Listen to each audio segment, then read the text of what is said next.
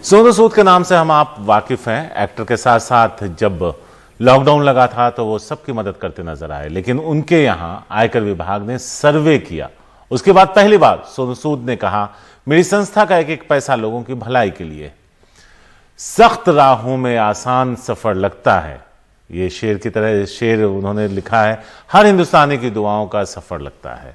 उसको हम एक बार फिर से दोहरा देते हैं एक लय में कि सख्त राहों में आसान सफर लगता है, हर हिंदुस्तानी की दुआओं का सफर लगता है।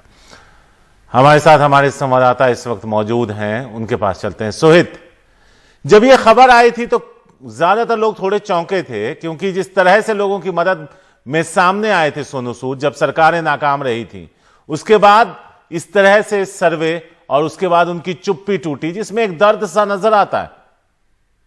बिल्कुल, देखिए जिस तरह से जो सर्वे किया गया था आयकर विभाग की ओर से, तब जरूर ये सवाल उठा था कि आखिर ये क्यों हो रहा है, क्योंकि हम लगातार हमने भी कई स्टोरीज किए थे जिसमें बताया था सोनू सूद लोगों की किस तरह से मदद कर रहे हैं। तो अचानक से जिस तरह से आयकर विभाग की ओर से सर्वे किया गया था, उसे लेकर जरूर सवाल उठे थे, उसके टाइमिंग को लेकर सवाल उठे थे।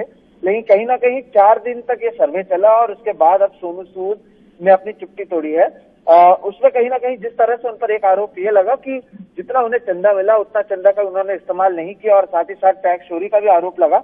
और कहीं ना कहीं उस पर ही उन्होंने अपनी चुप्पी तोड़ते हुए जो एक संदेश साथ में दिया है, उसमें यही लिखा है कि every rupee in my foundation is awaiting its turn to save a precious life. यानी कि मेरे फाउंडेशन में जितना भी पैसा है उसका वो पैसा इंतजार कर रहा है कि किस तरह से वो किसी की जिंदगी को बचा सके। और साथ ही वो उनका ये भी कहना है कि मैंने कई ऐसे जो मेरे ब्रांड्स जो मुझे पैसा देते हैं, मैंने उनसे भी कहा है कि वो एंडोर्समेंट फीस जो वो लिया करते थे वो भी इसी तरह से समाज सेवा के लिए इस्तेमाल करें।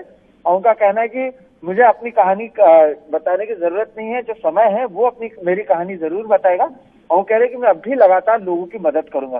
तो कहीं ना कहीं जरूर सोनू सूद ने चुप्पी तोड़ी है। हम भी लगातार उनसे संपर्क करने की कोशिश कर रहे थे, लेकिन वो क्योंकि आयकर विभाग के अधिकारी वहां पर मौजूद थे तो 4 दिनों तक उन्होंने बातचीत नहीं की। हालांकि अब उन्होंने चुप्पी तोड़ी है और कहीं ना कहीं ये संदेश के जरिए अपनी जो उनकी साइड की स्टोरी है वो रखने की कोशिश की है।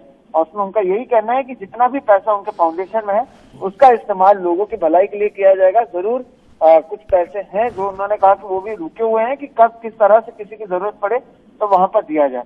तो सोनू सूद ने अपनी ओर से कहीं ना कहीं जो आरोप उन पर लगे हैं उस पर जवाब देते हुए उन आरोपों को गलत कहने की कोशिश इस ट्वीट के जरिए की है।